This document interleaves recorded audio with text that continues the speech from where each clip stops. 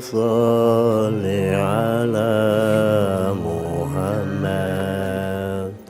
ya. Sempit, gelap, seolah berada di liang kubur. Hanya dengan cahaya senter serta gema suara Pak Rusdi, kami menelusuri lorong-lorong gelap yang berada di Masjid Pintu Seribu Tangerang. Konon masjid yang didirikan puluhan tahun ini menyimpan sebuah tasbih raksasa serta sebuah ruangan yang dapat menembus dimensi dan waktu. Dan pemirsa, inilah Masjid Pintu Seribu Tangerang versi on the spot.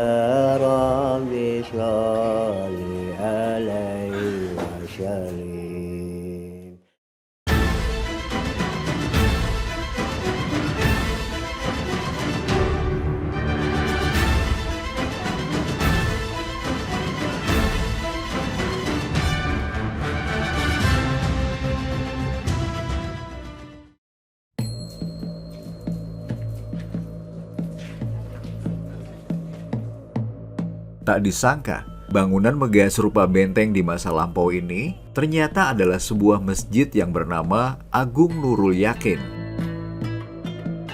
Tak seperti bangunan masjid pada umumnya, masjid ini berdiri tanpa kubah dan memiliki banyak ambang pintu berbentuk kubah dengan dinding-dinding yang dipenuhi kaligrafi dan lukisan para wali.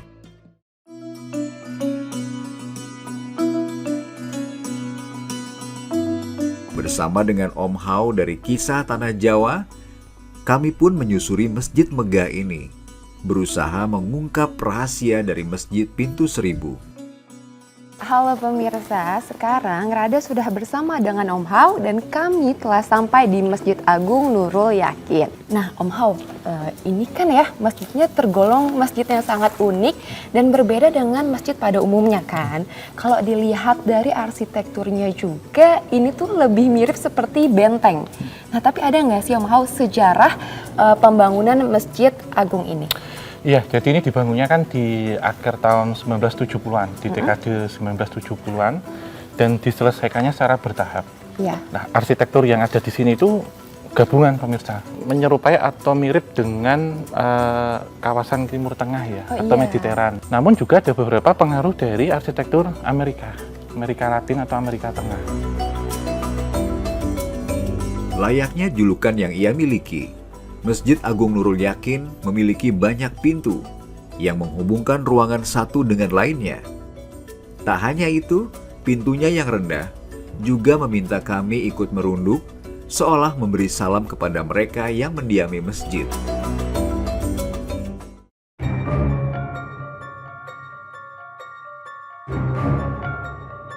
Ya, masjid yang didirikan di atas tanah seluas 1 hektar ini konon juga menjadi rumah ibadah bagi mereka yang tak kasat mata. Jadi yang ziarah ke sini tentunya bukan dari bangsa manusia saja, tapi juga ada dari bangsa gaib. Kalau kita lihat ini kan benar-benar kosong ya Mbak ya. Oh, tapi iya. secara mata batin, secara tak kasat mata, ini sangat megah.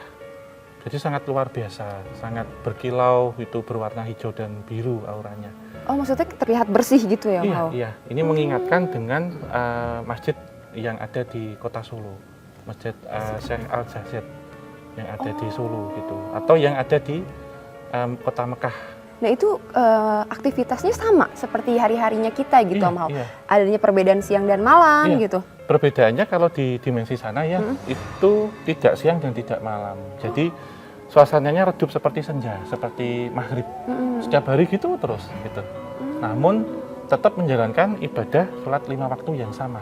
Tapi Om Hao, ini tuh sebenarnya siapa sih yang membangun masjid ini? Beliau memiliki nama kebesaran sebenarnya, tapi lebih dikenal salah satunya dengan Syekh Al-Fakir. Satu hal yang unik ketika saya lihat itu, saat beliau mendapatkan satu inspirasi, itu terkadang spontan digambar pelan-pelan dulu. Gitu, maksudnya nggak digambar secara ini ya, nggak digambar secara tertulis atau di kertas, tapi kadang di tanah. Jadi ngeliat sekilas gitu, kemudian selesai, terus langsung dibangun gini-gini.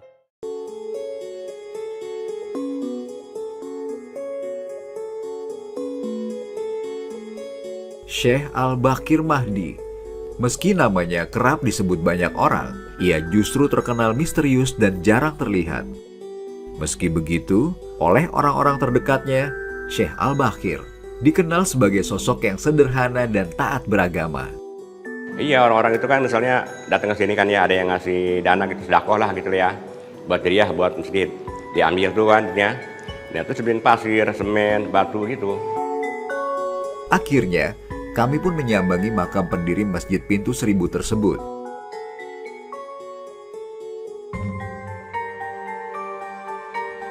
Ya pemirsa, sekarang Rada bersama Om Hao sudah sampai di makam keramat Syekh Ami Al-Fakir Mahdi Hasan Al-Qudratullah Al-Muqaddam. Siapa saja yang dimakamkan di dalam makam keramat ini Om Hao? Iya, salah satunya Syekh Al-Fakir ya, dan beberapa keluarganya, dan juga boleh dibilang seperti murid atau pengikut setia beliau. Jadi orang-orang terdekat atau ring satunya gitu, yang ada dimakamkan. Yang saya lihat memang untuk saat ini ya, yang ditampakkan ketika kita datang ke sini sudah diberikan izin.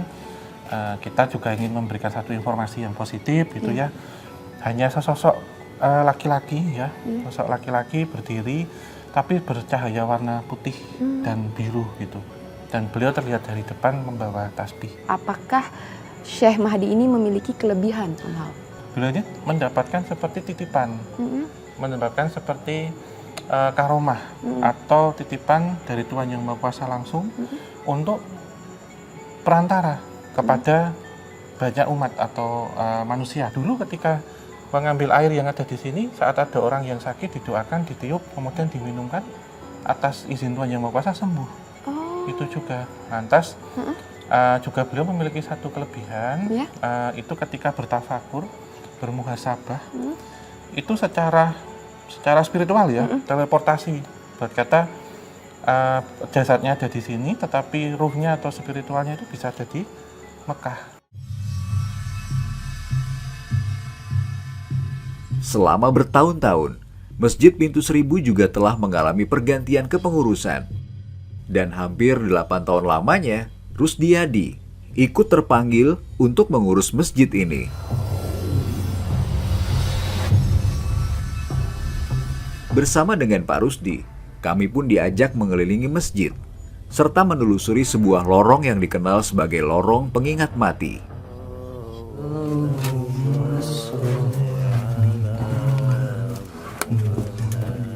Dan benar saja, begitu kami masuk, sebuah lorong panjang dan berliku-liku terbentang gelap di depan sana.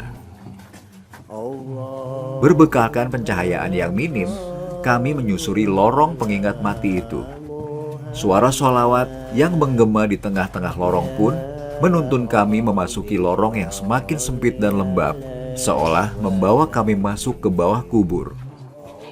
Ya pemirsa, beginilah suasana di dalam lorong pengingat kematian.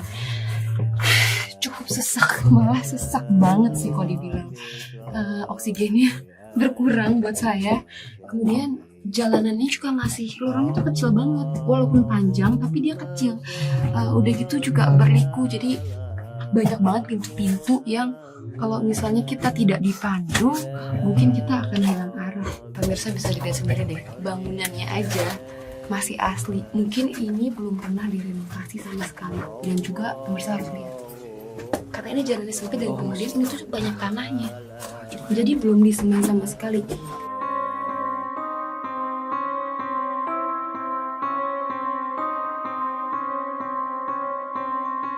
Setelah berjalan cukup jauh ke dalam, akhirnya kami pun tiba di sebuah ruangan utama, tempat para peziarah berhenti untuk berdoa.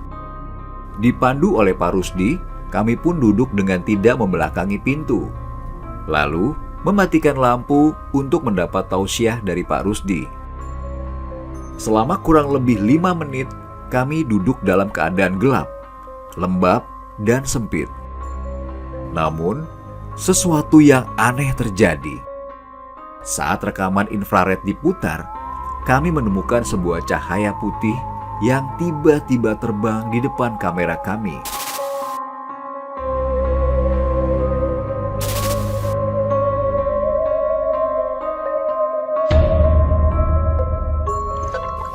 saya dapat info dari beberapa masyarakat yang di sini bahwa katanya ada tasbih yang lumayan besar, bahkan lebih besar daripada tasbih pada umumnya. Itu benar nggak, Om Hao? Iya, tasbih itu diletakkan di satu ruangan sebelah sana, Mbak Radha. Di mana itu, Om Hao? Bisa Iya, ditunjukkan? kita ke sana.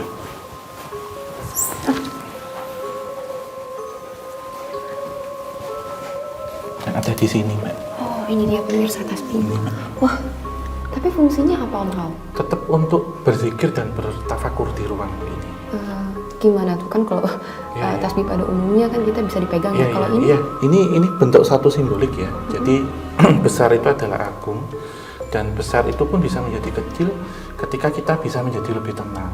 Tapi maaf ya Om Hao, Iya. kenapa harus dikurung atau dikunci seperti ini? Apakah ada keistimewaan yang lain? Iya, tentunya ketika sudah masuk sini mengingatkan kita benar-benar sudah masuk ke liang lahat. Selain pintu ruangan tasbih, terdapat pula 4 pintu lainnya yang dikunci oleh pengurus masjid. Cuman kan sekarang udah dikunci. Ya tempat-tempat musafir, tempat-tempat zikir, tempat ya musafir untuk menginap lah berapa minggu. Gitu. Kenapa itu dilarang? Ya karena kan dulu ada beliau, tapi sekarang udah nggak ada beliau. Apa memang mungkin ruangan itu lebih sakral dari ruangan lain gitu? Ya wallahu alam, cuma beliau yang tahu.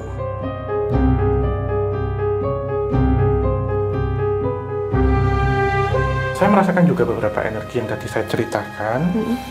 Pintu ini pun juga menjadi portal ataupun gerbang antar dimensi yang menghubungkan alam nyata dengan alam gaib ya. Kemudian juga untuk orang-orang tertentu yang memiliki satu ketenangan, memiliki satu kemampuan spiritual atau supranatural ya, menggunakan pintu ini untuk melakukan teleportasi. Maksudnya gimana tuh Om Hao? Ya, jadi pindah secara batin ya, Iya. secara halus itu menuju ke Mekah itu. Katanya ada satu ruangan yang memang dikunci dan tidak boleh ada yang masuk sama sekali ke dalam ruangan itu. Kenapa kita sampai nggak boleh masuk? Ada Ya. apa dalam ruangan Ya, tentunya kalau di sini saya tidak bisa menjelaskan terlalu dalam ya, itu seperti apa. Tetapi memang pintu ini juga kerap dipergunakan oleh Syekh sendiri ya. Pada waktu itu oleh Syekh Al-Fakhir juga untuk melakukan muhasabah atau hal-hal berkaitan dengan spiritual rohani ya. Itu untuk berkomunikasi gitu, ataupun untuk bermuhasabah. Dan kalau kita bilang ya, satu tempat yang dikatakan 1000 pintu dengan kata 999, satu pintu terakhir itu yaitu